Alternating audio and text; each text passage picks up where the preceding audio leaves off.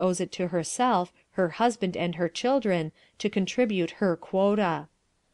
Alimentive husbands and wives add their share of new acquaintances to any marriage in which they are partners.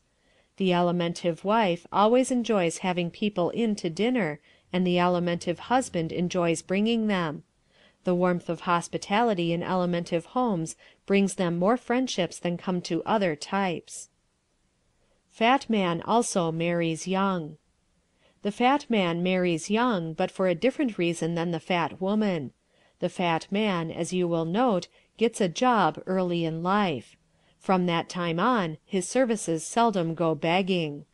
He makes a good salary earlier than the other types, and is therefore sooner in a position to marry. The ladies' man. Just as the fat woman is a man's woman, so the fat man is almost invariably a ladies' man. The fat man usually "knows women" better than any other type, and it is certain that the fat woman knows men. Her record proves it. No fat bachelors. Just as there are few fat old maids, there are few fat bachelors. You can count on the fingers of one hand all the really overweight ones you ever knew. The best provider. Because he makes money easily through the various forms of his superior business qualifications, the average fat man has plenty of money for his family and likes to spend it upon them. He is the best provider of all the types. Fat people are the most lenient parents and usually overindulge their children. The husband who makes a habit for years of sending home crates of the first strawberries, melons, and oranges of the season is a fat one every time. Desirable traits of fat husbands. His generous provision for his family and the fact that he is essentially a family man are two desirable traits of the alimentive husband. He depends more on his home than other types, he marries young to have a home, and he is seldom farther away from it than he has to be. It is unfortunate that the one type which makes the best traveling man is more inconvenienced by the absence from home than any other type would be. But he has not submitted silently. All the world knows what a hard life the traveling salesman leads, and how he misses the wife, the kids, and the good home cooking. Weaknesses of alimentive husbands.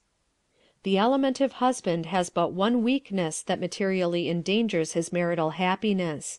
He is inclined to be too easy and extravagant, and not to save money. Mates for alimentives. Because of his amenability, the alimentive can marry almost any type and be happy. But for fullest happiness, those who are predominantly alimentive, that is, those in whom the alimentive type comes first, should marry, as their first choice, those who are predominantly muscular. The muscular shares the alimentive's ambition to "get on in the world," and at the same time adds to the union the practicality which offsets the too easy-going, lackadaisical tendencies of the alimentive. The second choice for the predominantly alimentive should be the one who is predominantly thoracic. These two types have much in common. The brilliance and speed of the thoracic keeps the alimentive looking to his laurels, and thus tends to prevent the carelessness which is so great a handicap to the predominantly alimentive. The third choice of the predominantly alimentive may be one who is also predominantly alimentive, but in that case it should be an alimentive muscular or an alimentive cerebral.